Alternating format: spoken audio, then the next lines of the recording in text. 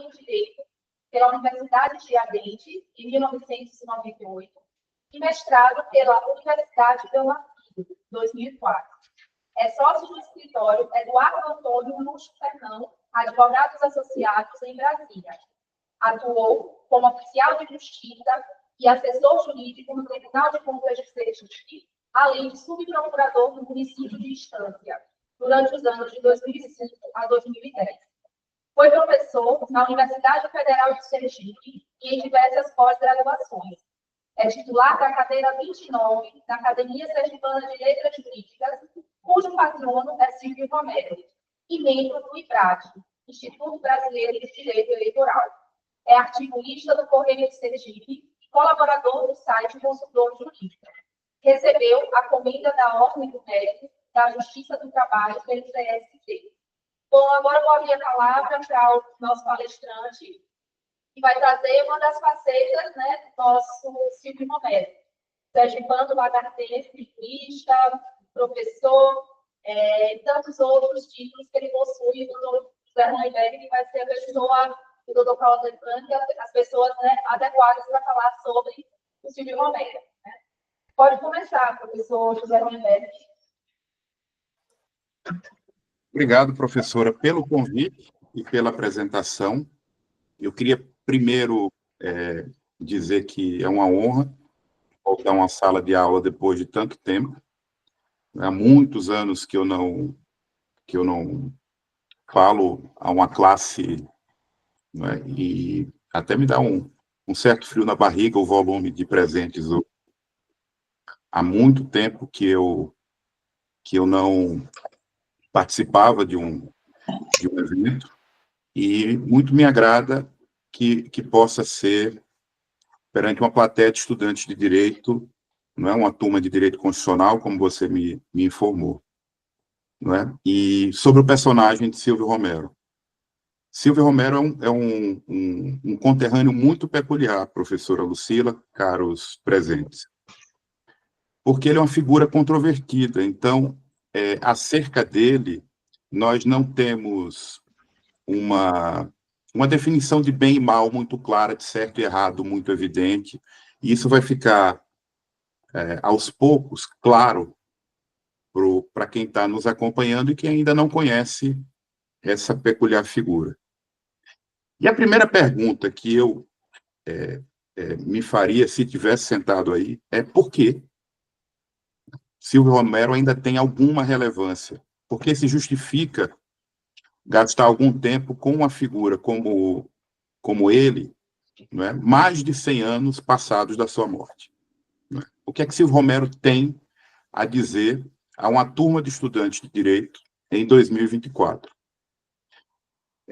E para quem acompanhou o exame nacional ontem, o Enem, a resposta fica mais fácil. O tema da redação do Enem ontem dizia com os desafios sobre a herança cultural africana no Brasil. O que fazer para que o relevo necessário à herança cultural africana no Brasil fosse dado?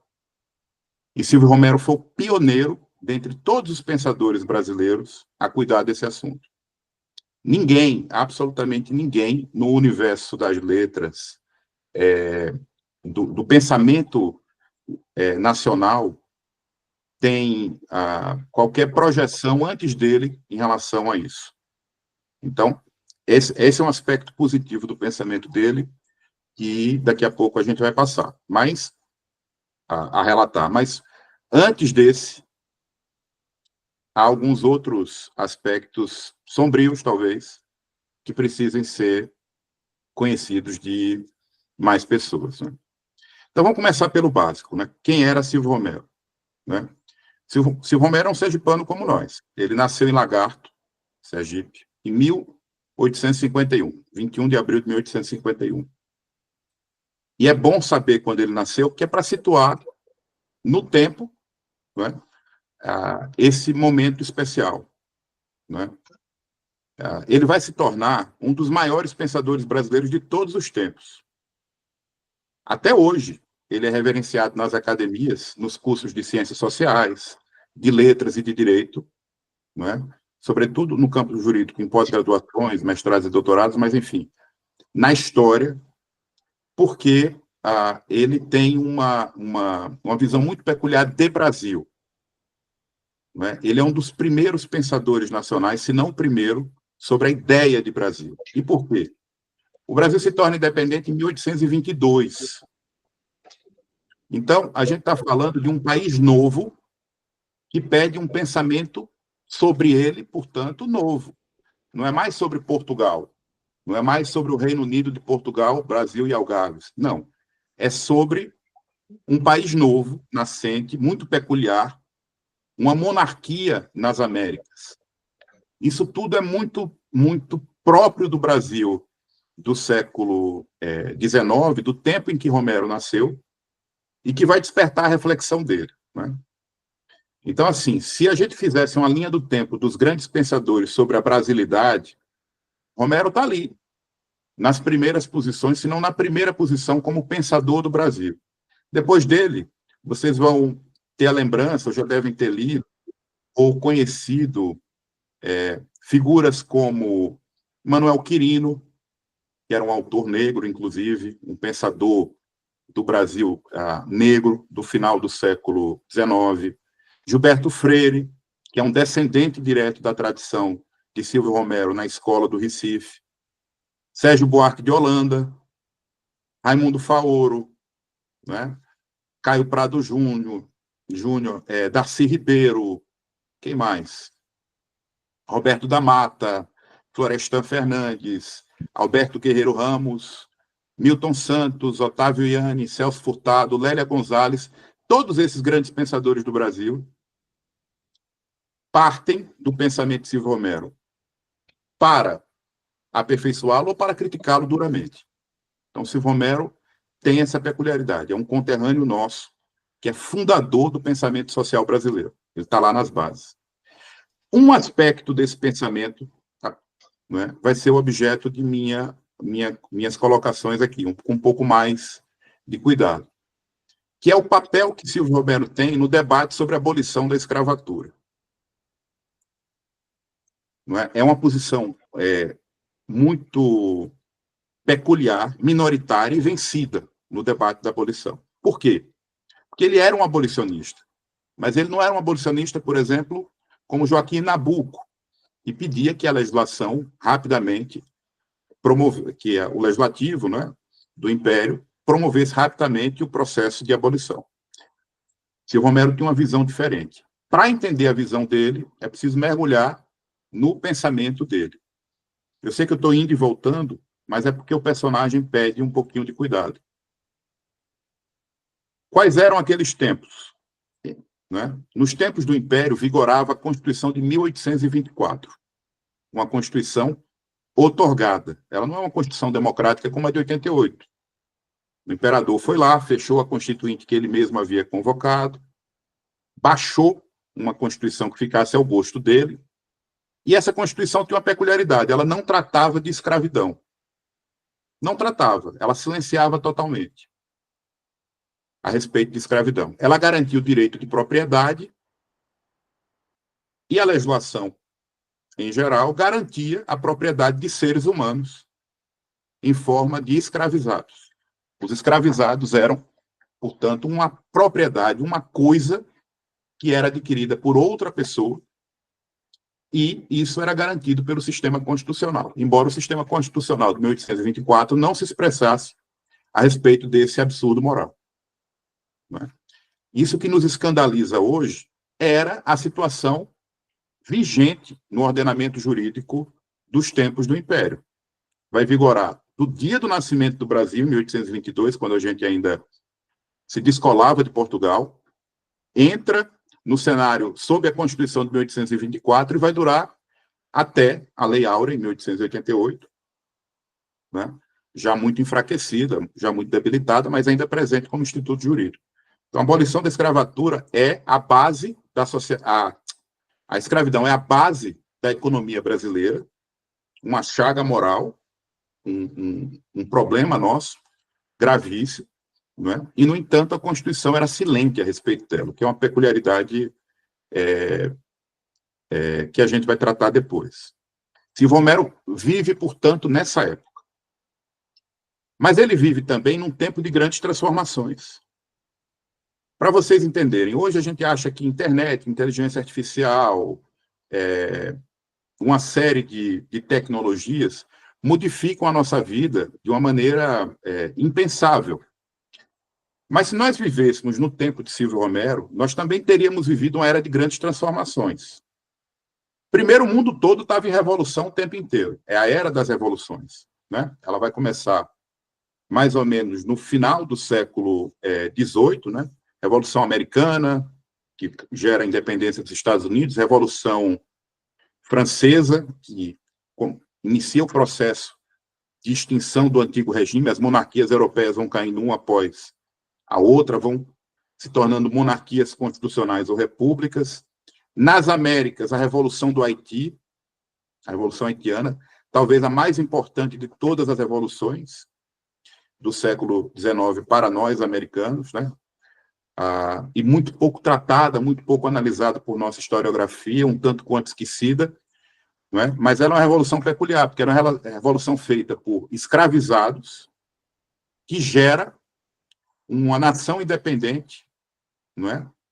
No meio do Caribe, no meio das Américas. E essa nação independente vai impulsionar Simão Bolívar com infraestrutura para poder, meios, navios e soldados, para ajudar a independência das demais colônias espanholas na América, né? O Haiti era uma colônia francesa, mas Simão Bolívar promove a abolição da escravatura em vários países, junto com a independência, em outros não, mas em vários ele promove.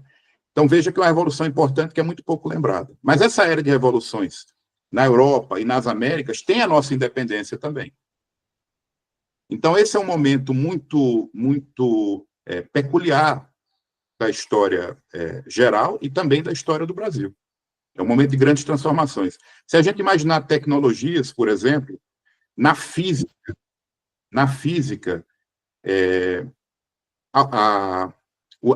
ao início da compreensão do eletromagnetismo, não é? Isso é uma coisa muito, muito...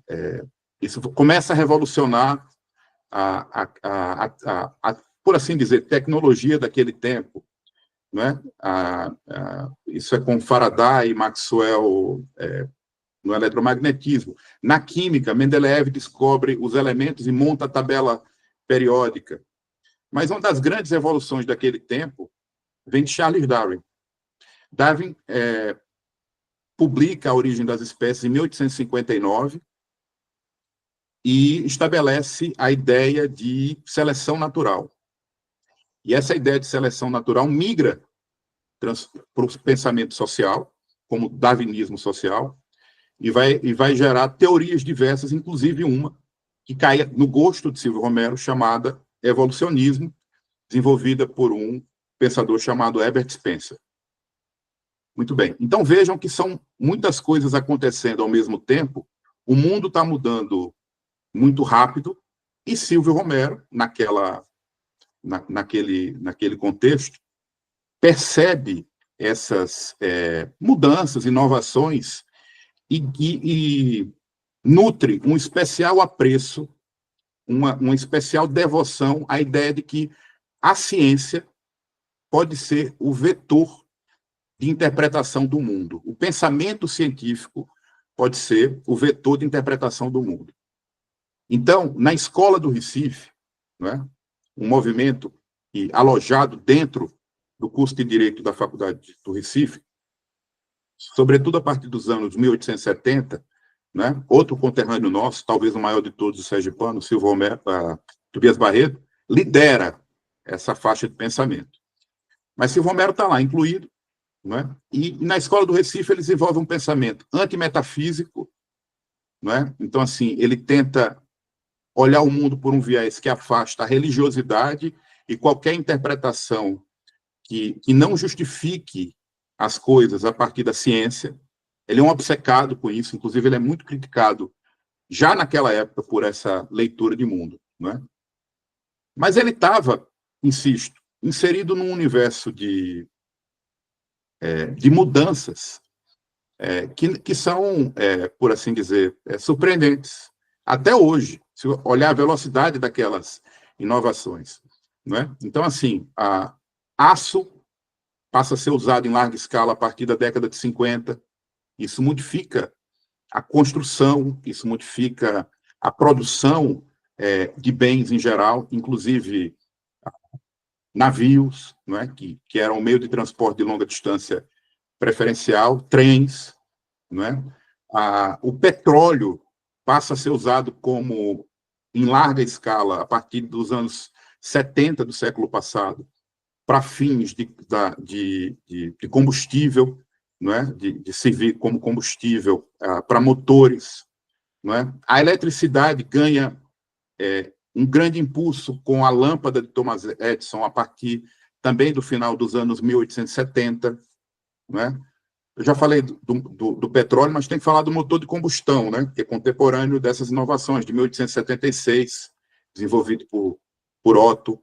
Então, assim, é uma época de grandes transformações, a ciência encantando o pensamento de muita gente, em especial do objeto da nossa exposição hoje, que é Silvio Romero.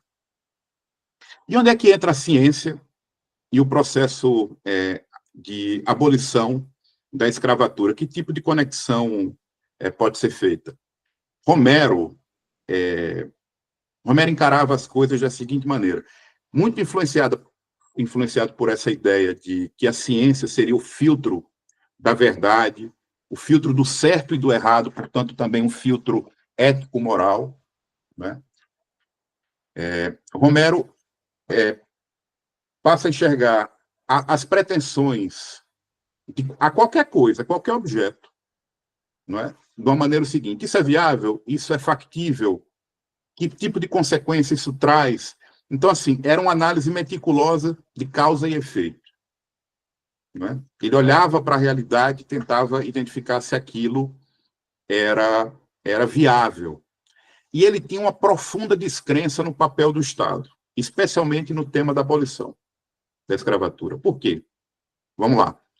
Temos um historiador no recinto, o professor Cláudio Franklin, eu vou tentar ser rigoroso para não ser corrigido por ele. Não é? O Brasil assinou, o Brasil não, Portugal assinou com a Inglaterra, em 1815, um tratado, né, que previa que o tráfico de escravizados acima da linha do Equador estava proibido. Portugal, lembre-se, é um país europeu acima do Equador, a Inglaterra também, e um pedaço da África fica a norte do Equador. Então, para os escravizados provenientes daquela região, a escravidão deveria ter sido encerrada em 1815, antes mesmo do Brasil ser independente. Só que isso era fraudado com muita facilidade. Era fraudado no tempo em que éramos colônia, o Reino Unido, e foi fraudado depois também. A ponto de, quando o Brasil se tornou independente, né, em 1826, foi celebrado um novo tratado, dessa vez entre Brasil e Inglaterra, com o mesmo propósito. Né? E esse tratado era absolutamente descumprido pelo Brasil. Ele vai ser renovado em 1851. Mas, 1941, 1841. Mas, enfim, o fato é que a legislação não pegava, não funcionava. Era burlada sistematicamente pelos proprietários de escravos. E Silvio Romero enxergava isso. Até porque ele nasce numa propriedade, nasce na cidade de Lagarto, mas vai viver numa propriedade rural onde havia escravizados. Então, ele teve convívio com os escravos e ele conseguia fazer algumas deduções, que na época em que ele nasceu, já não devia haver tantos escravos assim, na época em que ele vivia, já não devia haver tantos escravos assim. Por que há tantos escravizados vindo de procedências proibidas pelos tratados com a Inglaterra e com o próprio Brasil? Né? Então, ele não confiava na lei. Também, em 1850, veio a Lei Eusébio de Queiroz. Veja só. Antes dele nascer, portanto, né? Ele nasce em 1851, então, antes dele nascer já não podia haver tráfico de escravos. Mas continuou havendo. Eles chegavam em portos clandestinos, né? E se a gente pudesse usar um pouco de lógica para interpretar, Se desde 1815 ao norte da África não se podia mais comercializar, sobrava ao norte do Equador, sobrava o sul. Se a partir de 1826 também não se podia mais de qualquer jeito no Brasil.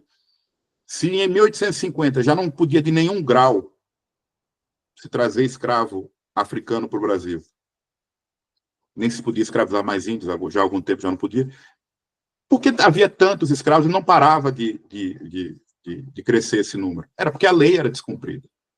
Então, essa descrença de Romero no poder da lei nessa situação não era uma descrença injustificável.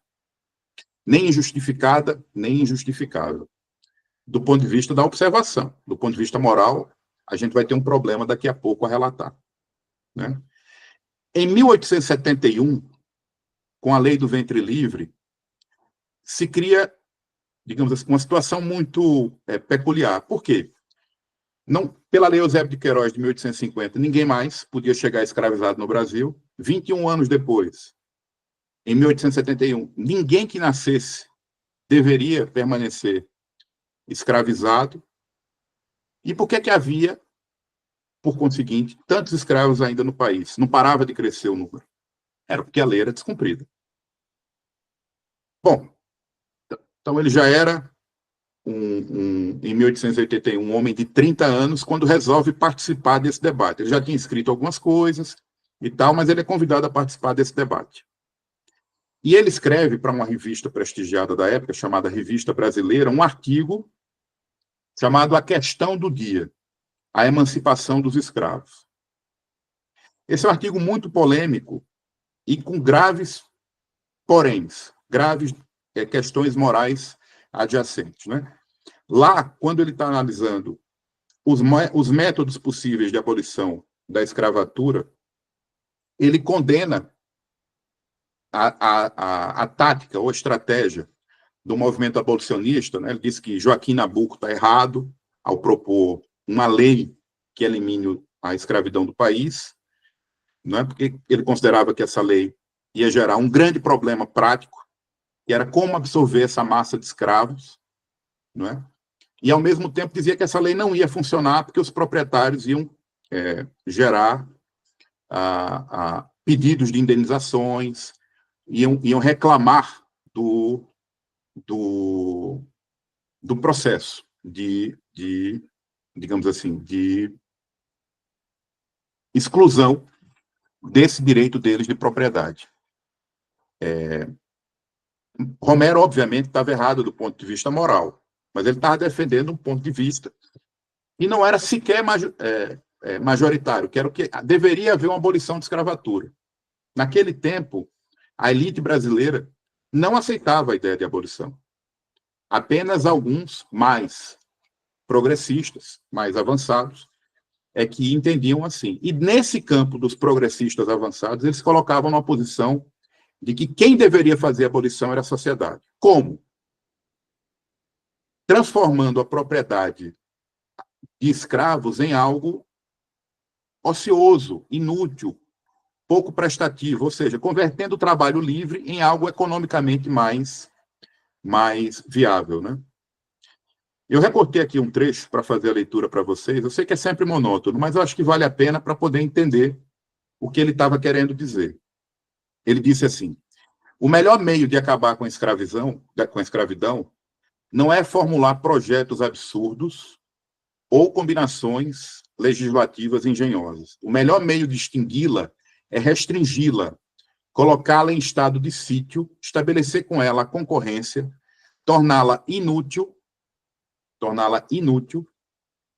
e depois prejudicial e impossível. É fazer crescer ao seu lado o trabalho livre, mais fecundo e depois mais fácil, mais barato. É, em uma palavra, matá-la economicamente. Então, para Romero, não era uma lei que resolveria o problema, era o comportamento econômico da sociedade que extinguiria a escravidão no país. Né? Ele entendia que o governo jamais decretaria a libertação dos escravos. Jamais faria isso. Enquanto houvesse resistência das classes políticas que eram senhoras de escravos. Não é? e mostrava, na argumentação desse artigo, que a legislação era sistematicamente descumprida por isso. Né? Olha, para vocês entenderem, era uma coisa tão estranha isso, porque, como eu disse, pela força das leis sucessivas, já não deveria haver no Brasil tanto escravo quanto havia. Se havia, duas coisas aconteciam. Primeiro, os cartórios, onde ficavam registrados esses bens. Desculpe tratar desse jeito, mas é a linguagem que se tinha em relação a esses seres humanos escravizados. Eram tratados como bens. Não é? Não sou eu que estou dizendo isso, eu não estou de acordo com isso. É a linguagem que se empregava à época. Que esses bens eram registrados em cartório e, quando havia a morte do proprietário, eles eram inventariados e partilhados. Então, era óbvio para o juiz, pela idade do escravizado, pela procedência dele, às vezes, que aquele escravizado era, na verdade, um homem livre, não é? Investido, tomado indevidamente como escravo. Um grande brasileiro, um grande abolicionista, que vai ser reconhecido por Silvio Romero, inclusive, Luiz Gama, ele advogava a causa da abolição em processos judiciais. E as principais ferramentas dele eram processos de inventário ou registros cartoriais com esse tipo de defeito, com esse tipo de por assim dizer, vício, né, que permitia um debate judicial sobre a liberdade daquele ser humano escravizado. Mas as fraudes eram sistemáticas e isso contava com a complacência dos juízes da época. Né? Mas o movimento abolicionista passou a tomar Romero como um adversário. Ele era tratado como um escravocrata, mesmo sendo um abolicionista. Por quê? Porque, ao desenvolver essa tese da abolição gradual, ele servia, voluntário ou involuntariamente, à causa dos proprietários de escravos. Não é? Então, ele era tratado por escravocrata. E como ele nunca levava desaforo para casa, não é? Quando Joaquim Nabuco, que é um grande vulto brasileiro, uma grande figura do pensamento nacional e da política nacional, não é? Jurista, diplomata, enfim, um grande brasileiro. Quando ele e Silvio Romero entraram em confronto, Nabuco chamava Romero de escravocrata e Romero respondia por artigos chamando Nabuco de pedantocrata, não é? E essas ofensas que hoje parecem infantis, perto do que a gente vê na política, eram na época um escândalo, eram um horror, eram coisas que chocavam, né? Mas oportunamente, quando a abolição vem, Romero reconhece em diversos textos, né, que escreveu, o papel que Joaquim Nabuco, José do Patrocínio, Luiz Gama tiveram. A respeito de Gama, inclusive, ele diz coisas muito bonitas. Ele diz que Gama foi o mais sincero, o mais antigo, o mais apaixonado dos abolicionistas brasileiros. E deve ter sido mesmo, porque ele próprio foi escravizado, né? Então, tornou-se um advogado, um rábula na época, hoje já reconhecido pela ordem como advogado, mas, enfim, na época, um rábulo, né? É um titã da advocacia brasileira, um dos nossos grandes homens, né? Mas, para que eu não me perca aqui, eu espero que vocês consigam compreender o seguinte: havia no movimento abolicionista um desejo de que a legislação avançasse rumo à abolição plena, e Silvio Romero achava que aquilo era romântico e não resolveria os problemas nacionais, porque não integraria os negros escravizados à sociedade, não é? E geraria inúmeras outras resistências que atrasariam, inclusive, a abolição. O processo legislativo não ia terminar nunca, porque as elites nacionais não estavam de acordo quanto a ele. Não é? O que, e isso era mais grave ainda para Romero, podia gerar a ideia de uma revolução, de um caos social provocado pela rebelião dos escravizados. Aí a gente tem que voltar para a Revolução do Haiti. Lembra que eu comentei no começo?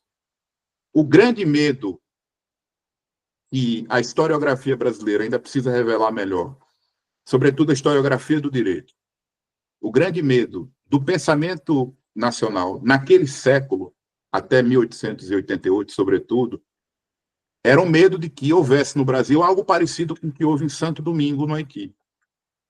Não é? E as populações escravizadas se rebelassem e produzissem a abolição à força, não é? E nesse processo violento houvesse massacres, chacinas, como houve lá. Não é? Então, muito do debate nacional sobre a Constituição de 1824 precisa resgatar o papel que a Revolução do Haiti teve como influenciadora, não é, do pensamento nacional no século XIX. Né? Agora, essa crença que Romero tinha, e que a economia por si só resolveria o problema, que o progresso naturalmente geraria nos homens uma tendência à civilidade e à abolição, é uma crença que ignora um aspecto moral primário. Não é? E lembremos, direito é também um conteúdo tomado por aspectos éticos. Não é? Nenhum ser humano pode ser escravizado por outro ser humano. Isso vale hoje, não é? Deveria ter valido no século XIX no Brasil e deveria ter valido em qualquer tempo e lugar na história. Para os romanos, para os gregos e por aí fora. Não interessa. Não é? A escravização é uma violência instantânea, imediata, clara, óbvia a um direito fundamental. E direitos fundamentais já existiam como ideia no século XIX. Lembremos que a Declaração dos Direitos do Cidadão dos franceses é de 1791 ou 93. É do final do século XVIII. Então já havia essa concepção. Não é? Jus naturalista ou fracamente positivada nos diplomas jurídicos, ela já existia e, por isso, não podia ser desconhecida de Romero. Se não, como imperativo moral, ao menos como um dever jurídico, né, extraível, né, dedutível do sistema. E ele não é tomado por esse imperativo moral, por esse dever de percepção. Isso faz dele um homem perverso, cruel, mau, não é? Uma pessoa desprezível. Não, não faz. Não faz porque ele era muito complexo. Então, vamos voltar ao começo da minha exposição, que já está indo longa, já estourei o tempo. Eu peço um pouquinho de paciência para vocês. Silvio Romero, ele é possivelmente o primeiro pensador brasileiro a capturar a importância da cultura africana para a formação do Brasil. Não é? Ele considerava que o Brasil, ele foi possivelmente o primeiro pensador com estatura a dizer isso, que o Brasil era um país mestiço, que ele não era o país dos europeus colonizadores, nem era mais o país daqueles que se encontravam aqui em 1500. Ele já era um país mestiço e a cultura africana importada à força, à base de sequestro, de violência, era uma cultura que compunha esse cadinho, né? Essa nova percepção de nacionalidade. Romero, então, escreve em vários momentos, enfim, ele vai pesquisar o folclore brasileiro, é pioneiro nisso também, ele resgata inúmeras contribuições culturais que eram motivo de escândalo, né, nas elites brasileiras daquele tempo, que era quem conseguia se letrar numa universidade, nas poucas universidades, nos poucos cursos superiores que havia no Brasil. Então, assim, ele percebe que a nossa literatura silencia o negro até hoje, né? O volume de obras literárias que percebem a presença cultural africana no Brasil é muito limitada perto das demais, né? E ele desenvolve um pensamento social acerca disso. Só que também esse pensamento social dele acerca disso tem problemas. Ele é um pensador preso ao evolucionismo de Spencer, não é? A biologia, ao biologismo, né? De um outro pensador, dessa vez alemão, Ernst Haeckel, não é? E, enfim, Romero tem óbvios problemas digamos assim, de ciência mesmo. A ciência dele é uma pseudociência. É uma ciência que hoje está completamente ultrapassada, mas era a ciência do tempo dele, na qual ele acreditava. Caminhando para finalizar, Romero considerava que havia estágios de desenvolvimento humano e que os africanos sequestrados e escravizados no Brasil estavam em um degrau civilizatório inferior. Isso não se aceita mais. Nunca devia ter sido aceito, na verdade. Mas era um pensamento que naquele tempo tinha, digamos assim, a chancela da ciência.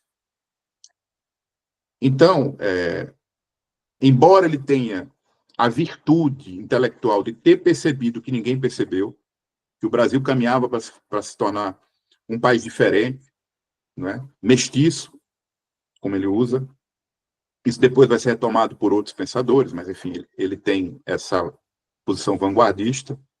Romero, ele, por assim dizer, comete o equívoco de escalonar as etapas de uma maneira que o negro fica numa etapa precedente. Bom, e o que é que se extrai disso tudo para hoje, né? Por que é que a gente, então, ainda se interessa pelo pensamento dele? Vamos lá. Só nesse pedaço que eu falei, né? Ele errou na metodologia dele, isso é fácil dizer hoje, mas ele errou.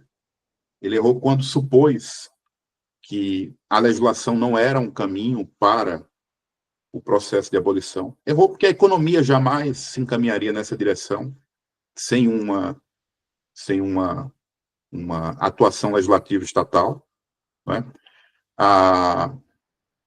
Mas ele tinha um ponto a ser considerado e que até hoje tem atualidade, que é e como a gente incorpora essa população escravizada, negra, à sociedade brasileira? Como é que que tratamento nós vamos dar a essa massa populacional imensa após a abolição? Se ela não tiver sido incorporada à economia, como ela vai resolver, como ela vai se integrar à nação? Isso ele já estava preocupado a partir da década de 80 do século passado, e é um tema atual até hoje. Porque a gente sabe que a economia brasileira discrimina os setores minorizados, os negros em particular. Não é? Então, assim, o meu lugar de fala ele é muito limitado. Eu sei que as minhas condições de exposição são muito limitadas, que existem cientistas sociais muito mais habilitados para isso. Mas eu faço o registro da figura de Silvio Romero e do pensamento dele nesse espaço. Tá? E coloco que essas preocupações que ele tinha, embora hoje sejam parcialmente anacrônicas, preservam em algum grau alguma atualidade.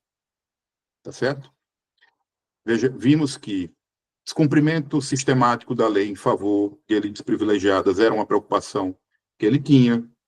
Percebemos que ele notou pioneiramente a participação cultural dos africanos escravizados na formação nacional, resgata a presença deles no nosso folclore, desenvolve a teoria do Brasil mestiço, que para a época era um escândalo, mas no processo de abolição resolveu adotar uma postura gradualista que não era compatível com as necessidades dos escravizados e os imperativos morais de uma consciência adequada, humana, enfim. Me desculpem se eu fui confuso, se eu expus demais, não é? Mas é porque essa figura ela é também muito complexa. Muito obrigado pela gentileza de me ouvirem e pela atenção com que me distinguiram. Vou encerrar aqui agora.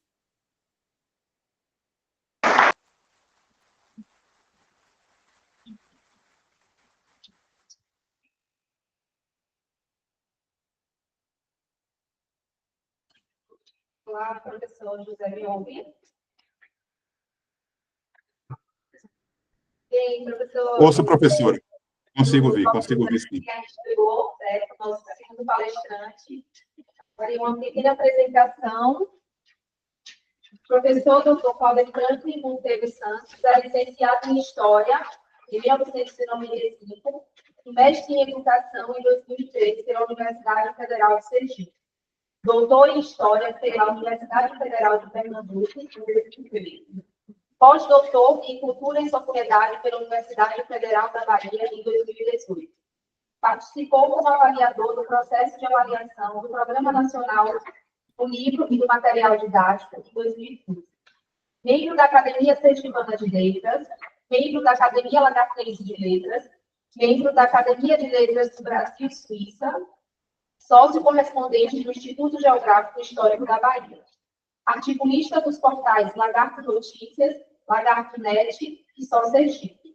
Editor-gerente da revista da Academia Lagartense de Letras, professor voluntário do Instituto de Teologia São João 23, em Instância, Sergipe, e professor associado do curso de licenciatura em História na Universidade Federal de Sergipe. Boa noite, professor. Seja muito bem-vindo aqui à FAMESC. Passarei a palavra ao senhor. E vocês aproveitem agora para perceber uma outra faceta do nosso pensador subcomércio. Muito bem, eu vou pedir licença para ficar em pé, que é a mania do professor, até porque eu de trás podem visualizar melhor. Eu quero, mais nada, agradecer a professora Lucila Menezes pelo convite e também ao doutor José Rolemberto, que ainda não teve a oportunidade de conhecer pessoalmente. E aqui de público ele vai ficar me devendo café. Vou tomar comigo, doutor Evânio Moura. Pessoal do fundo me ouve bem? Bem. Primeira vez que estou aqui na instituição, quase entro na Polícia Militar. Você olha para mim assim, isso não está fazendo aqui. Sou amigo, me desculpe. Peço desculpas pelo atraso, acho que hoje nós tivemos um dia intenso. A professora Aglaia Dávila Fontes foi homenageada pelo Museu da Gente Sergipana, ela que completou no sábado 90 anos. Eu fiquei lá o dia todo no Museu da Gente, participando de uma escuta pública, e agora à tarde se estendeu a homenagem, daqui que eu fosse no apartamento, né, tomar um banho, para não chegar aqui. Eu acabei me atrasando um pouquinho. Veja, eu vou...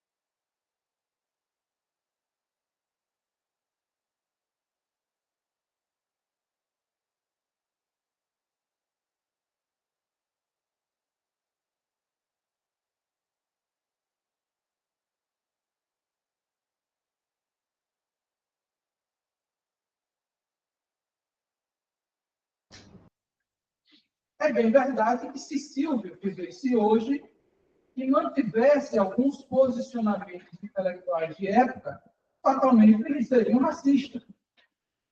Mas para aquela época dele, como bem destacou o Dr. José Roberto, embebido desse cientificismo à la escola alemã, ele desenvolveu uma tese que é anterior às leis de Mendel, que não existia nem DNA. Então, como um bom observador, ele notou que as raças, é um conceito, inclusive, problemático de se utilizar hoje, eu prefiro etnias, né? Raça de cachorro, gato, né? Ser humano, só existe uma raça, a raça humana. Pois bem, então ele notou que essa flexibilidade sexual e essa falsidade moral daquela época permitiu que negros, brancos, indígenas se divertissem sexualmente, gerando e procriando. Na cabeça dele, ia acontecer naturalmente, e aí gostaria que vocês situassem o sujeito no seu tempo, não no nosso tempo. Porque se a gente traz Romero para o nosso tempo, qualquer pessoa que você traz de outro tempo para o nosso, não vai dar para a gente poder ser justo com o sujeito. Aqui eu não estou sendo advogado, nem tampouco quero fazer as vezes de promotor, porque eu aqui vou deslindar um pouco da imagem de Silvio Romero, mas sem tirar o mérito dele.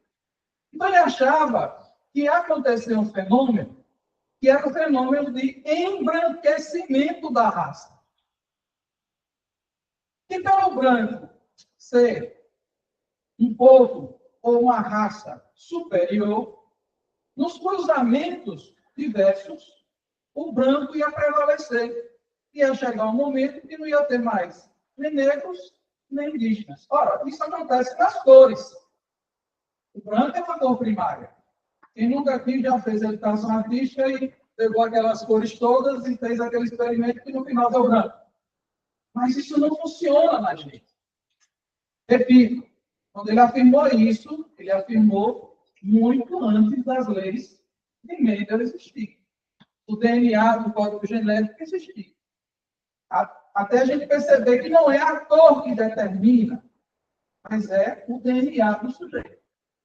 De tal sorte que hoje, e aí nesse sentido ele tinha razão, somos um povo sim miscigenado. E era um escândalo para aquela época, porque para conceber uma sociedade dotada ou orientada pelo moralismo católico cristão, era um escândalo imaginar e naturalizar relações sexuais entre três raças diferentes. Então, eu quero pegar esse fio da meada, né, e destacar essa faceta do polêmico contraditório. De alguém que, num dado momento, vai dizer que os regimes autoritários não são bem-vindos e que mais na frente vai descer a rica em Floriano Peixoto e mais na frente vai apoiar o general Valadão aqui em Aracaju para destituir uma outra pessoa. Então, que Silvio Romero é esse? O Silvio Romero, que num texto vai dizer que Tobias foi seu mestre. No outro, sobretudo quando eles dois se destacaram na escola do Recife, aqui destacado por Dr. José Oliveira. Mas na frente ele já se sentiu papadão, né? O Silvio, não, eu e Tobias somos contemporâneos e fomos nós dois que revolucionamos a escola do direito de Recife. Então, ele não é mais discípulo. Não é à toa que em 1914, morre naquele ano, antes de pertinho de falecer em junho de 14, ele publica uma obra chamada Minhas Contradições. E nessa obra, ele conseguiu fazer a meia-culpa que ele precisava fazer com tudo que ele escreveu. Mas teve um conterrâneo dele, Lagarto, esse homem aqui, ó, o bigotão, né? Laudalino Freire, também da área do direito, da linguística. Esse livro eu trouxe aqui para sortear. Né? Ele, em 1911, publica um trabalho chamado Próceres da Crítica. Vocês devem ter se assustado quando eu trouxe isso aqui, né? Eu já falei isso tudo? Não, calma. Isso aqui é uma cópia de uma resposta que Laudalino deu a uma das críticas que Silvio Romero lhe fez. A bem da verdade, para vocês entenderem esse contexto, era muito comum naquela época, como estratégia de sobrevivência intelectual, detratar o outro, humilhar o outro. Era uma crítica polemista. Não foi só Silvio que se destacou como um grande polemista. Só que Silvio, ele abusou um pouco mais. Gente, Silvio Romero, na banca de doutorado dele, ele chamou os examinadores incompetentes. Ele desafiou a banca dele e ainda assim foi aprovado.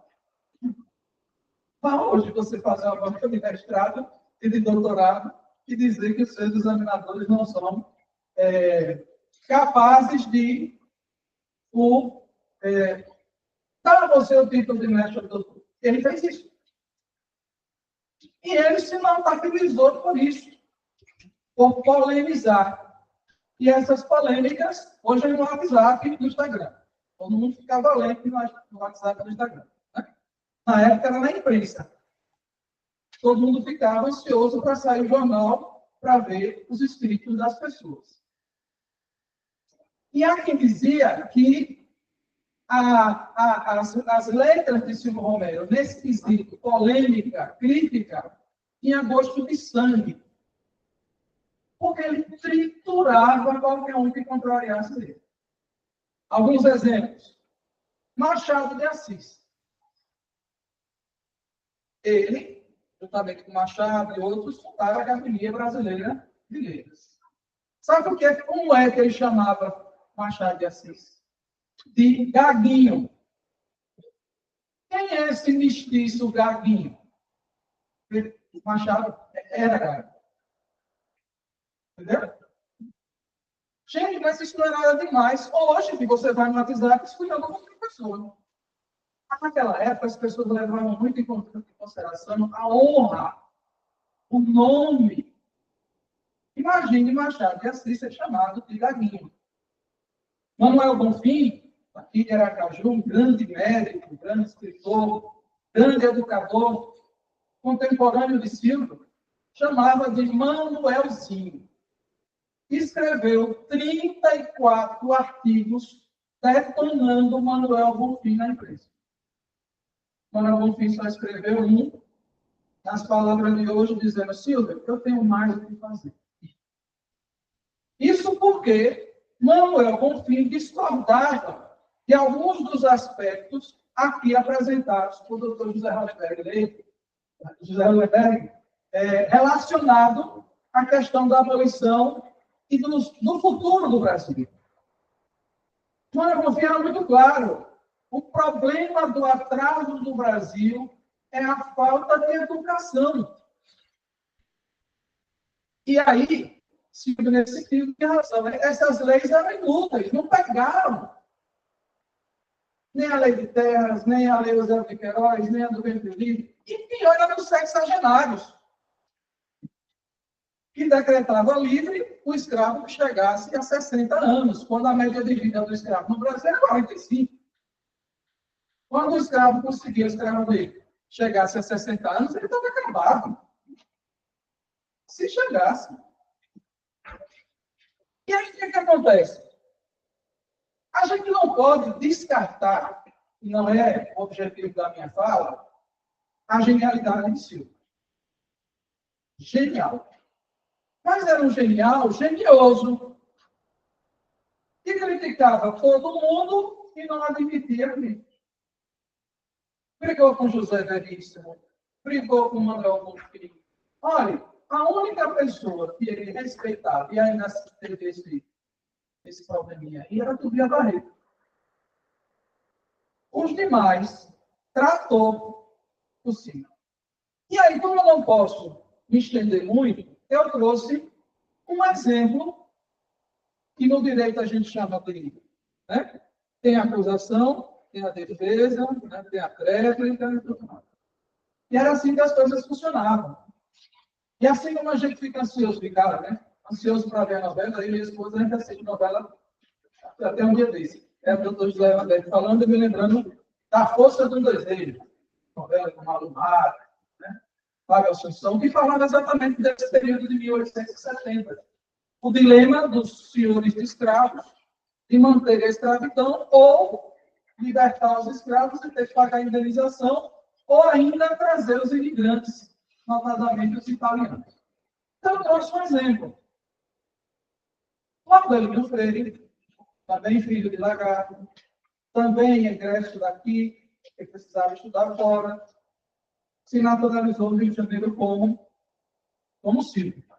Em 1911, ele publica Próceres de uma Crítica, Próceres da Crítica. E dedica este livro, ele chama de livrinho, que era um homem, diferentemente de Simão Romero, era um homem modesto. Um livrinho de 230 e poucas páginas, ele chamava de livrinho. A estudar e a fazer uma crítica literária da obra de Silvio e da obra de José Veríssimo. E a gente, eu li Próceres da Crítica. Em nenhum momento, Laudelino Freire foi injusto com Romero. Ele fez uma análise como deveria ser feita. Em síntese, ele diz assim, olha, Silvio Romero, como historiador da literatura brasileira, como alguém que teve essa sacada de escrever duas obras chamadas Contos e Cantos Populares do Brasil, para salvaguardar a cultura afrodescendente e de orientação indígena, que a gente conhece até hoje, a maioria desses contos estão se perdendo. Hoje, com a Gloé, a gente lembrou de tantas músicas, né? De tantas coisas, como brincar amarelinha, não se brinca de amarelinha, se brinca de macacão. Eu sou da época de brincar de bola de marraia, pinto galo, furão. Todas essas coisas eram da cultura popular afrodescendente, como também alguns contos e alguns cantos. Silvio teve essa sacada dele. Então, nesse aspecto, nota 10 para Silvio, historiador também. Agora, para Laudelino Freire, Silvio abusou no aspecto polemista. Chegou, inclusive, aos extremos. Silvio chegava a usar palavras de baixo calão para diminuir o outro. Né? Ou, como se diz assim, xingar o outro à altura. Porque uma coisa é xingar o palavrão, outra coisa é você chegar para ele e dizer energúmeno. Parece um elogio hoje em dia, né? Laudelino chamou Silvio Romero de energúmeno. Silvio leu a obra e não gostou das críticas que foram feitas por Laudelino Freire à sua história da literatura brasileira. Repito, eu li a obra, Laudelino foi um lorde. Até para falar mal do Silvio Romero, não falar mal no sentido, os problemas de método, a crítica que qualquer pessoa faz hoje a uma obra. Então, o crítico não admitia crítica. Mais na frente, Laudelino escreve, Laudelino lê, primeiro, Minhas Contradições de Silvio Romero, e lá ele desce o sarrafo, como a gente diz hoje, em Laudelino. Aí Laudelino, peraí, eu não vou respeitar isso não. Isso aqui é a resposta de Laudelino à crítica de Silvio Romero. Uma cópia de um livro que está lá na Biblioteca Pública Antônio Doria, chamado As Suas Contradições, Resposta a Silvio Romero. Eu não vou destacar tudo pelo adiantar do tempo, então vou destacar alguns aspectos aqui. Mas olha, só para vocês sentirem, lá pelas tantas, ele já começa dizendo o seguinte, olha, respeito ao Silvio Romero, inclusive respeito à idade dele, respeito o fato dele já estar avançado em idade, respeito o fato de vez em quando, ele fazer uso de água que passarinho não bebe. É uma coisa que eu até então não tinha sido um pouco. Aí ele falou, né? Agora, esse homem vai te ouvir. Eu estou traduzindo as palavras dele, que é muito mais chique, mais elegante. Era coisa do tipo assim, Silvio Romero, como historiador e como crítico, fazendo-lhe, sob o último aspecto, comprovadas restrições ao seu merecimento. É possível, algo mesmo. Mas ele perdeu a paciência e lhe dedicou algumas palavras carinhosas. Primeiro, corsário impenitente. Impenitente. Corsário impenitente, ou seja, aquele que não tem perdão. Outra coisa, arremangado crítico. O que é um arremangado crítico? Meia boca. Crítico meia boca. Tufão, que hoje a reforma da língua portuguesa seria turrão, que é o teimoso. Né? Famigerado crítico. Energúmeno e insensato pensador. Isso ao longo dessas 62 páginas. E não satisfeitos, Laudalino ainda saiu colecionando algumas críticas que foram feitas na imprensa daquela época à forma como Silvio tratou Laudalino. Vamos a alguns trechos carinhosos. Ao invés de indignação, ele disse, olha, eu tenho motivos até para chamar um desse por duelo. Porém, eu tenho dó e piedade. Velho energúmeno, finando a sua existência na ebullição do resíduo alcoólico, do despeito e da inveja. Então, doutor José Roquebeck, daria um processo hoje de calúnia da difamação positiva. Linguagem do mais baixo calão. Não dá direito a ninguém de fazer qualquer restrição à sua personalidade literária. Essa foi aí. Aí vai. Né? Consagrei um estudo levado pela admiração. Imagina, se não fosse admiração. Que me causou o seu único trabalho de valor. O seu único trabalho de valor. História da literatura brasileira. Que de fato é isso. Os mais completos estudos sobre a história da literatura até a presente-idade. Tá? Mesmo vindo depois ao Alfredo Rose, tantos outros, mas enfim. Esse homem, que escreve um livro chamado Minhas Contradições, isso aqui foi o seguinte, não sei se vocês estão entendendo. Próceres da Crítica, 1911, Minhas Contradições, 1914. No mesmo 1914, um mês de Silvio Romero morreu, matou o homem. Se o homem estava a morrer, acho que essas críticas aqui fizeram Silvio. Né? Mas o homem estava calejado, acho que foi isso.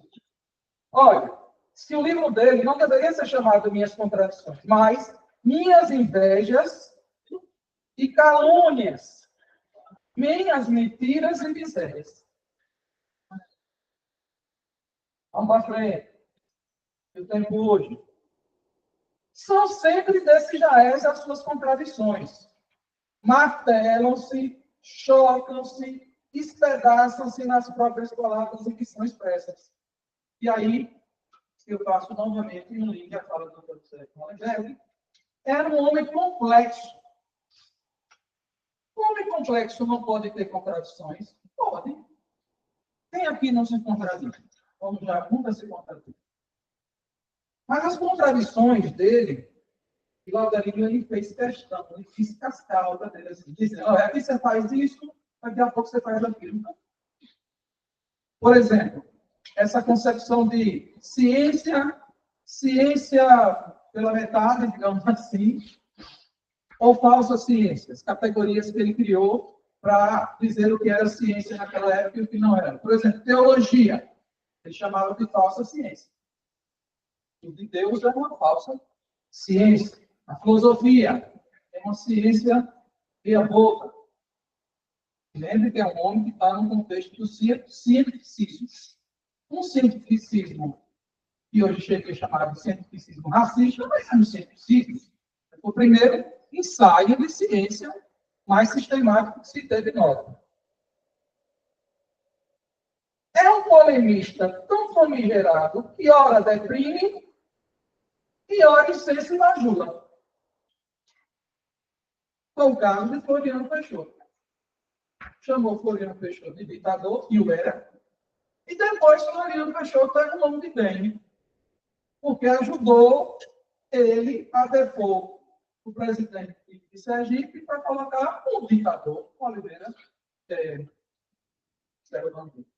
Você falei disso, né? Enfim, vamos para frente. São só exemplos. Isso tudo para estimular vocês a lerem minhas contradições de Silva Romero. É possível dividir os adversários em duas categorias. Os oriundos da ignorância e os dos prejuízos teológicos e metafísicos dos formados na ciência despreocupada. Isso dizia Silva Romero. Aí mais na frente, o Claudinho vai dizer, sim, qual é a sua categoria? Em que categoria você está? Categoria dos ignorantes ou na categoria daqueles que cometem injustiças? Ou seja, em que lado você está, Silvio Romero? Em que lado você se alista enquanto crítico? Doutor José Hollenberg, a gente falou, por exemplo, que, apesar do tempo ir mudando, do próprio positivismo de Augusto Comte e tantos outros, aqui citados por ele, terem uma influência direta na proclamação da República, na Constituição da Primeira República, até nesse sentido ele foi contraditório. Ao passo em que ele dizia que Augusto Comte era maravilhoso, que o positivismo era fantástico, mas na frente ele vai chamar o positivismo de falsa ciência.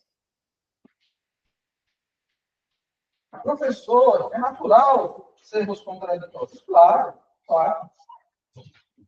É quando Claudelino vai dizer que as opiniões do senhor Silvio Romero repelem-se. Em outras palavras, não tem consistência. Elas são achaques de momento. Ele mira a metralhadora dele para uma situação de professor e ali detona. E mais na frente ele sem fazer a reflexão se foi injusto ou se foi apressado na sua crítica, mais na frente ele vai desdiz o que ele disse antes. Isso não é ciência. Isso é contradição da mais cínica possível.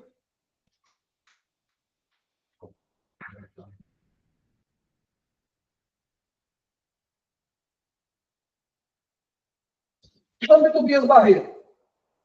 Tobias Barreto é meu patrício, portanto, meu mestre.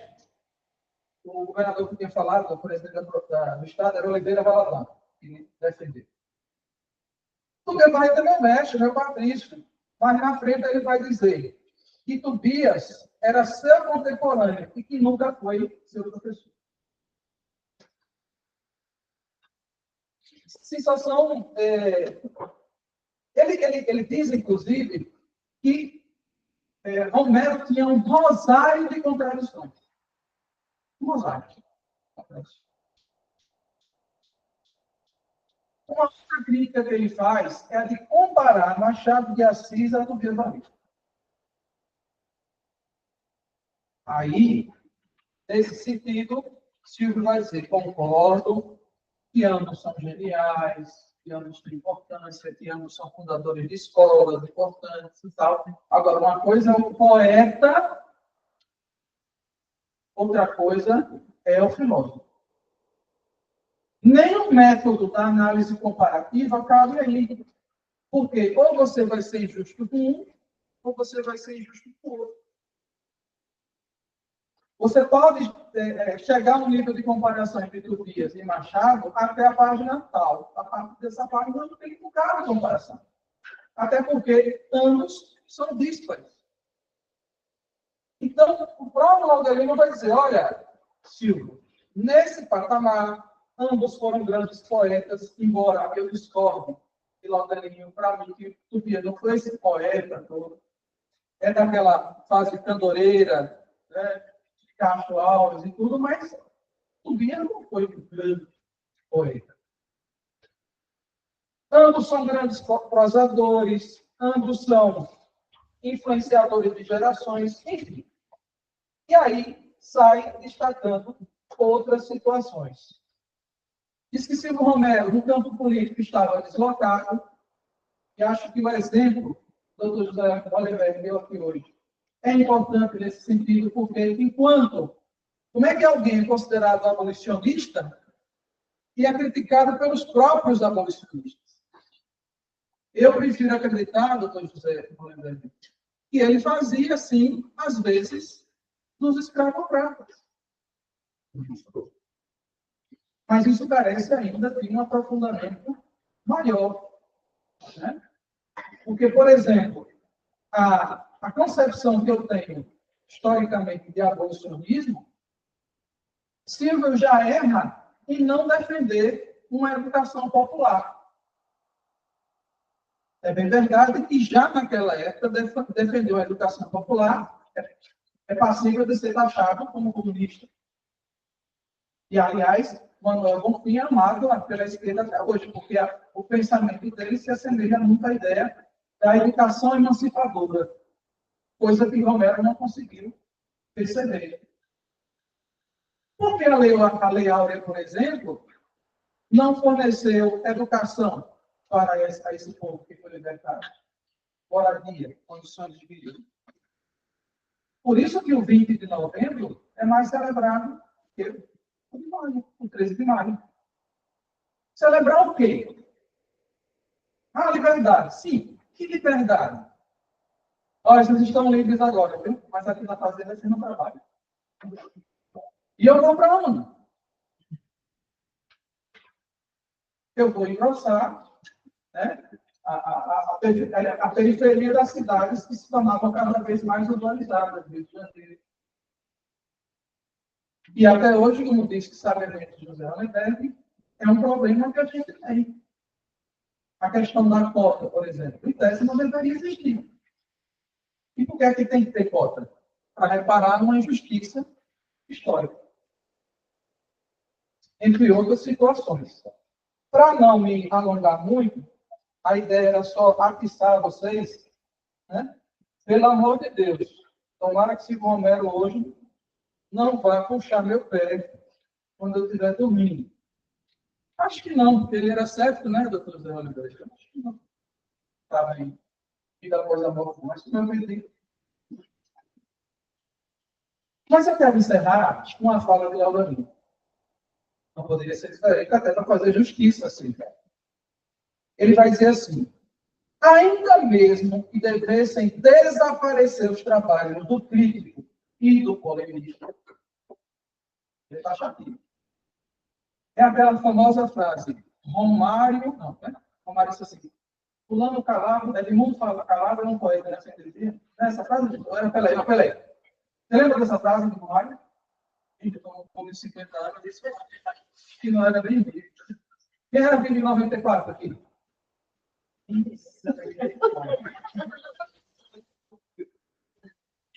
É.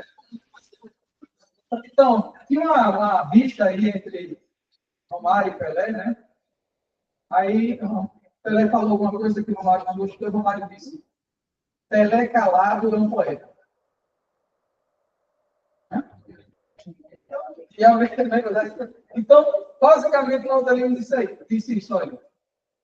Silvio Romero, não polemista, é um poeta. Vou repetir a frase. Ainda mesmo que devessem desaparecer os trabalhos do crítico e do polemista, aí ficaria como um extraordinário monumento para celebrizar-lhe por nome a obra portentosa e imperecível do historiador. Olha aqui. Ele está dizendo assim, Romero, você como polemista, zero. Agora eu tenho que tirar o chapéu para a extraordinária e monumental importância de sua obra como historiador da literatura brasileira. Então, era essa faceta que eu queria trazer. Silvio Romero segue sendo genial. Silvio Romero segue, inclusive, demandando uma série de trabalhos. Silvio Romero é valorizado no exterior, tem até praça com o nome dele no exterior. O Jorge Carvalho, uma vez teve, não sei se foi na Alemanha, ele comprou lá no Suíça uma praça com o nome. Mas, em grande medida, essa genialidade de Silvio se deve a essa complexidade intelectual dele, que o doutor José Hollenberg destacou aqui, e, obviamente, ao fato de ele ter sido um mortal, um imperdoável, um mordaz, um inquietante crítico, mas um crítico que ultrapassou todas as barreiras da crítica, né, se tornando talvez um dos maiores polemistas da história do Brasil. E fazendo escola. Fazendo escola. Porque o homem era bruto. Era desse tamanho, mas bruto. Mas está aí, né? O Silvio que eu apresento para vocês. Esse gênio, genioso. Né? Esse alguém que, indubitavelmente, é um grande nome da inteligência sergipana e brasileira, mas um ser humano contraditório, um ser humano complexo, alguém que, eu não gosto da frase, alguém para além do seu tempo. Todo mundo é do seu tempo, ninguém é para além do seu tempo. Todo mundo é do seu tempo. Mas alguém que conseguiu compreender seu tempo com uma competência muito grande e talvez, em razão disso, movido pela concepção de ciência da época e pela concepção que política não permitia que ninguém falasse mais a verdade, senão ele. Tá bom? Então, que Deus o tenha, que ele sossego lá em paz, e a gente continue aqui aplaudindo o Silvio Romero. Obrigado.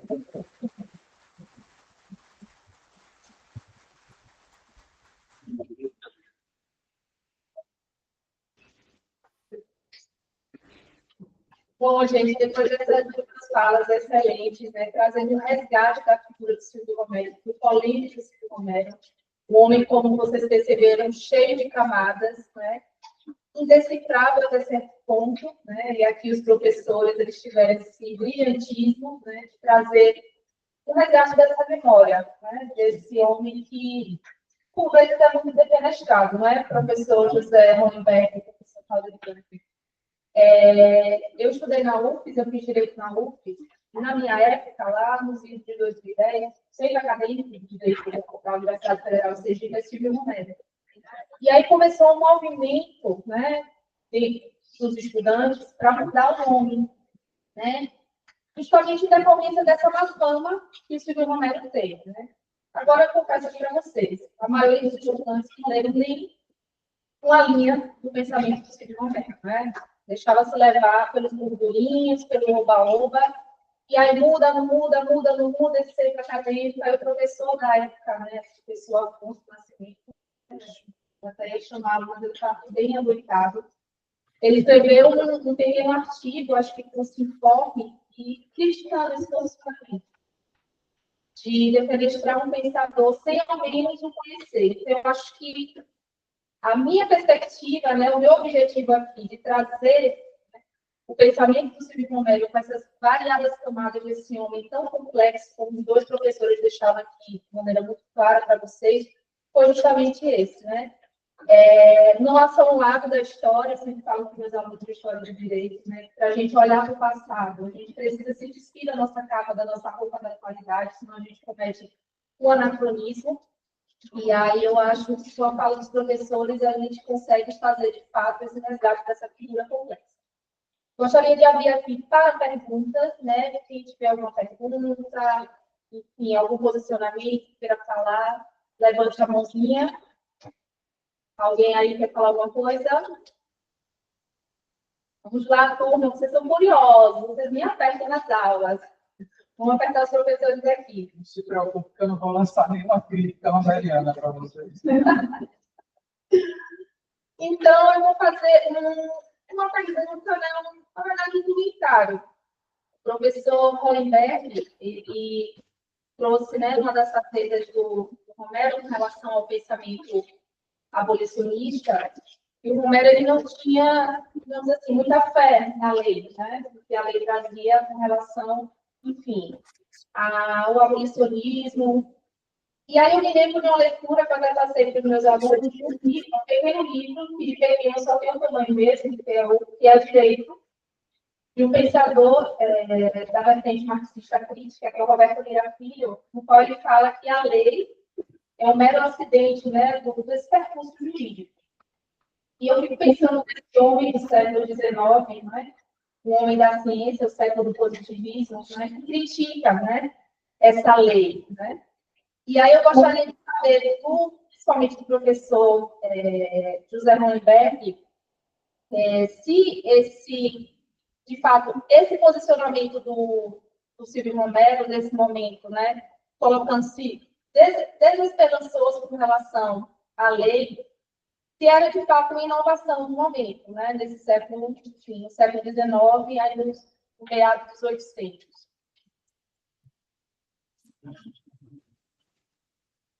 O microfone está aberto? Tá, né? Sim, não, depende. Vamos por etapas. O pensamento brasileiro no século jurídico brasileiro no século XIX, até mais ou menos o advento da escola do Recife, do movimento que Tobias, digamos assim, funda, ele era profundamente justnaturalista. Ele era profundamente justificado numa concepção de direito que descendia de uma ordem pronta, uma ordem inata, né, das coisas. E que as regras postas, elas seriam, digamos assim, uma materialização, em certa medida, desse superpensamento, né? Vamos lembrar que naquela virada, naquele tempo de codificações, né, no começo do século XIX, começa o movimento de codificação,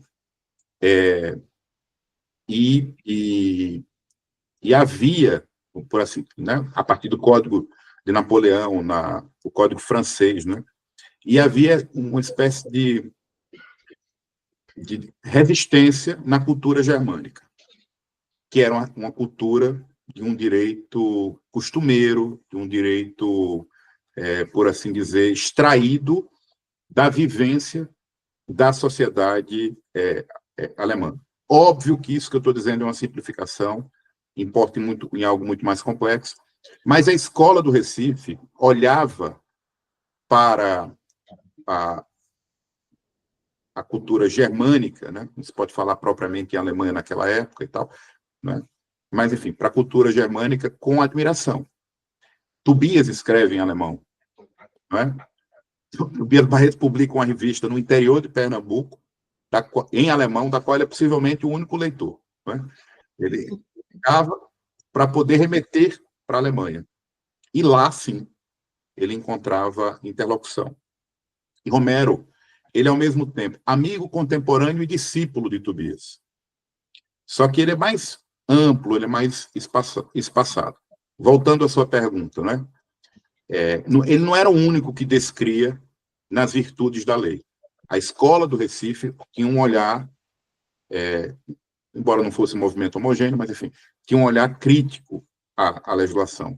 Mas, no caso da campanha abolicionista, é muito menos a lei que ele está criticando, tá certo? Do que a própria ideia de uma abolição pela lei. Ele achava, professores, ele achava o seguinte, que a abolição viria como um movimento natural da economia. Se cada indivíduo proprietário de escravo tomasse a sua atitude, estava tudo resolvido. Se a maioria tomasse, transformaria a escravidão num label, num defeito econômico, não está falando de defeito moral. Tão óbvio que ela se acabaria. Então, assim, a crença que ele tinha é que as forças sociais, e nisso ele é muito influenciado pela concepção de ciências sociais que ele tinha, né? Que as forças sociais promoveriam a escravidão, a abolição da escravidão. Quando, na verdade, ele não conseguia capturar que a economia brasileira, tal como praticada, é que gerava a necessidade da mão de obra escravizada. Era um defeito de análise. Não era uma perversidade romeriana. Compreende? Não era um traço do caráter dele. Se fosse um traço do caráter dele, a obra dele de natureza histórico, ou de resgate literário, teria esses traços também. E lá não tem. Não é? Então, assim, é porque Romero é muito grande. Não é? Eu escrevi um artigo, aliás, amanhã sai um outro artigo meu no jornal, no Correio de Sergipe, né? Eu tive que me preparar para fazer essa exposição, acabei escrevendo alguma coisa e sai publicado amanhã. Eu vou mandar para vocês dois, se vocês quiserem distribuir com os alunos, vou ficar muito honrado. Mas, enfim, o que eu quero dizer é que Romero é a escola do Recife, tinha um olhar peculiar sobre a ideia de lei no Brasil, muito à vanguarda, né, muito à frente do seu tempo, né? Isso gerava uma rusga com a escola de direito de São Paulo, né, com o Largo São Francisco, né? Eles nunca se entenderam bem, os recifenses e os paulistanos, né, as duas escolas de direito do século XIX brasileiro, nunca se entenderam bem. Ainda hoje, há reflexos dessa desavença na literatura jurídica nacional. Mas Pernambuco produziu, na Escola do Recife, né, uma concepção de lei que bebia nas fontes germânicas e que colocava, digamos assim, os códigos franceses, né, e a perspectiva que se praticava no país para trás. Uma outra coisa que eu queria comentar, sem querer me estender demais e matá-los a todos de tédio, é o seguinte, sobre ser Romero um escravocrata ou não. Eu concordo com Cláudio Franklin quando ele disse que há algo a ser investigado. Mas, assim, eu vou tomar uma referência, né? Evaristo de Moraes, né? O velho, o pai. Né? Ele escreve um texto chamado A Campanha Abolicionista, que é um clássico desse movimento. Né? Todos os outros comentadores passam por ele, ainda que para retificá-lo. Qual é a virtude desse texto em relação a Romero? Ele está próximo de Romero. Evaristo de Moraes e Silvio Romero foram colegas de Academia Brasileira de Letras, foram contemporâneos. E quando ele escreve as críticas que Romero faz a Nabuco e vice-versa, e que os abolicionistas, aspas, radicais, entendem que Romero era um escravocrata, eles estão naquela órbita de adjetivação que Cláudio Franklin chamou a atenção, da polêmica. Eles querem ofender Romero. Não é um debate sobre... não é um adjetivo sobre verdade, é um adjetivo para agredir, como era própria da discussão na imprensa daqueles anos. A imprensa naqueles anos era visceral. Lembra um pouco as redes sociais de hoje. E Romero é só o exemplar mais óbvio, mais evidente, talvez mais amplo, dessa técnica de polêmica que vai se extinguir, mas que existiu naquele tempo. Ele era temido, Lucila.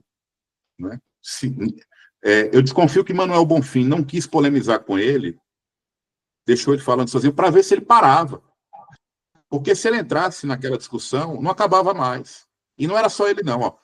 Uma outra grande discussão envolve um outro grande sergipano, que é Gomercindo do Bessa. Gomercindo e Rui Barbosa se esguelam, se matam pela imprensa do começo da República sobre a questão do Acre. E, enfim, Sergipe era imenso nessa época, intelectualmente. Era imenso. Olha, ele citou Laudelino Freire. Naquele tempo, a gente tinha, digamos assim, o protagonismo dos debates nacionais. Os sergipanos respondiam, do final do século XIX até mais ou menos a década de 30, por grande parte do pensamento nacional. Então, Tobias Barreto, Silvio Romero, Laudelino Freire, Felisbelo Freire, João Ribeiro, me ajude, professor Cláudio Franklin. Manuel Bonfim, imenso. Manuel Bonfim, imenso.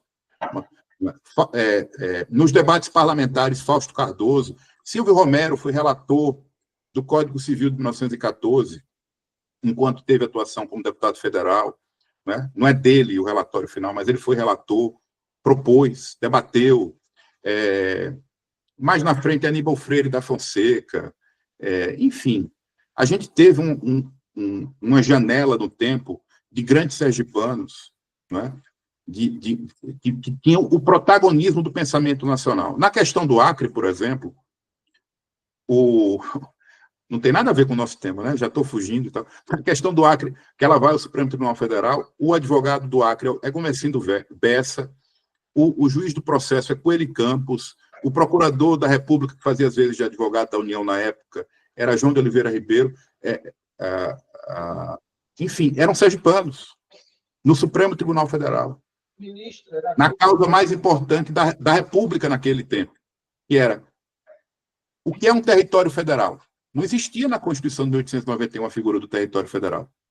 Eles estavam debatendo a anexação do Acre, mas o Acre vai ser anexado como? Se não existe a figura do território federal. Então, enfim, Silvio Romero é parte dessa geração de grandes sergipanos que nós não podemos esquecer, se não como uma necessidade natural da história, da historiografia, que é a ciência do professor Cláudio Franklin, como reconhecimento de que nós podemos ser grandes, podemos ser protagonistas do Brasil, mesmo partindo do menor estado da federação. Não há nada que nos limite em capacidade e potência intelectual. Se o território é pequeno, nós somos iguais. Não é? Quem pensava que as pessoas não eram iguais era Silvio Romero, e ele estava errado nessa parte. Mas nós não temos nenhum motivo para não considerar que é possível reproduzir, trabalhar intelectualmente e alcançar essas altitudes imensas que esses grandes sergipanos alcançaram. Você me perguntou de lei, eu viajei um bocado, me desculpe, mas era isso que eu queria dizer.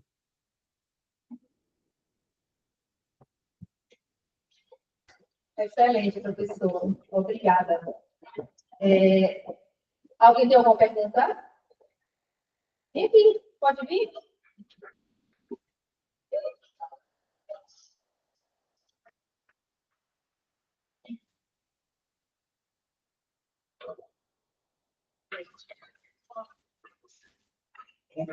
Então, professor, o senhor falou que, de certo modo, o Silvio Romero possui um grande respeito com o governo brasileiro, mas tem, assim, possuído as suas arrogâncias. O doutor José Weinberg apontou que Silvio Romero, desde o início, está trabalhando a visão de uma brasilidade, de certo modo. As nuances que se tinha com o governo brasileiro a partir de Silvio Romero, adivinhando justamente para a questão da brasilidade ou com todo do preceito da brasileira de ser ou não escravocrata da época, ou que estava preto unicamente a essa. Eu vou responder desta forma. Tobias, no final de vida, não tinha dinheiro para se sustentar e sustentar a família. Tobias enfrentou inúmeras dificuldades financeiras, preconceitos do lado. E Silvio foi quem bancou o sustento dele. Foi Silvio quem o notabilizou nacionalmente. O fato de Laudelino destacar, dentro do cenário das contradições de Silvio, esse não chega a ser, na verdade, foi um momento em que Silvio foi levado mais pela vaidade do que, naturalmente, por qualquer outro tipo de debate, de brasilidade, se a favor da escravidão. É aquela coisa que muitas vezes é natural do discípulo ou superar o mestre ou alcançá-lo. Então, num dado momento da trajetória de Silvio, era um mérito dizer que era discípulo dele. Em outro, seria um demérito. Por isso que eu comecei por trás. Em que pese essa pequena contradição com Tobias, que ele jamais discordou, jamais polemizou, né? Tem esse detalhe importante de que Tobias só é conhecido nacional e internacionalmente porque Silvio, no final da vida dele, o bancou como pessoa, como pai de família e como uma pessoa que propagou a obra dele, tanto do ponto de vista das ideias, como do ponto de vista do mecenato, no sentido de financiar as obras dele, para que ele se tornasse conhecido. Então, essa contradição que o Laudelino destaca não é no campo das ideias, é no campo da vaidade pessoal dele. Porque era comum, o Zé Weinberg sabe disso, naquela época. Silvio Romero, e aí a colocação de Zé Weinberg agora foi interessantíssima. Silvio Romero era temido Né? Imagine a pessoa cair na língua desse Romero. Não era só a língua. Ele não era um crítico. Por exemplo, hoje é muito fácil ser crítico de cinema. Crítico literário, porque a maioria dos críticos de hoje, se crítico de livro, fica na leitura da orelha do livro. Né? Não chama mais orelha, né? Chama aba. Essa é a orelha. Então, o filme, né? Crítico de cinema. A maioria dos críticos, eles não mergulham na obra. Porque a pessoa diz aqui. Lá em Lagarto ensaiou-se isso, né, Patrícia? Querer trocar o nome da escola, o Colégio Silvio Romero, esse Romero era racista.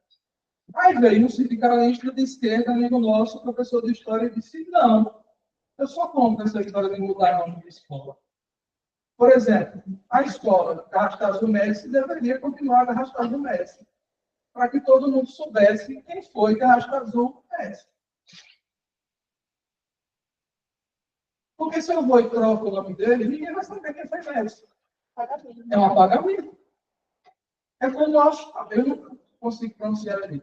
Auschwitz, a prisão e matou milhões de argentinos. Se, de repente, alguém resolvesse passar o trator em cima daquele lugar, também, de alguma forma, eu trabalho com memória, parte da memória, então aquilo tem que estar lá para ser lembrado. É como uma ferida no corpo da gente. Ela cicatriza, mas ela fica marcada. Então, se você apaga, vai no esteticista e tira, você não vai saber que um dia você teve um experimento ali. Não sei se eu fui claro, né? Então, não foi, em nenhum momento ele foi desrespeitoso. Ele apenas, tomado pela vaidade, ele disse: olha, nós somos, eu teve essa humildade de reconhecer, é meu mestre, e manter com essa pegada, né? Como, não, nós somos a escola do Recife. Isso é verdade. Chia qualquer um deu.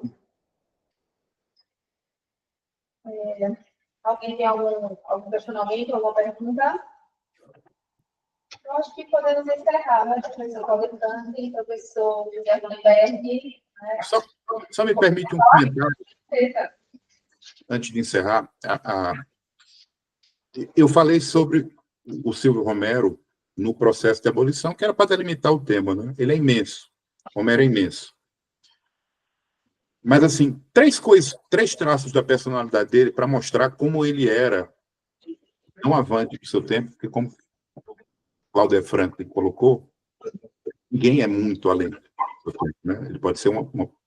Ele pode ser um progressista, moderno, enfim.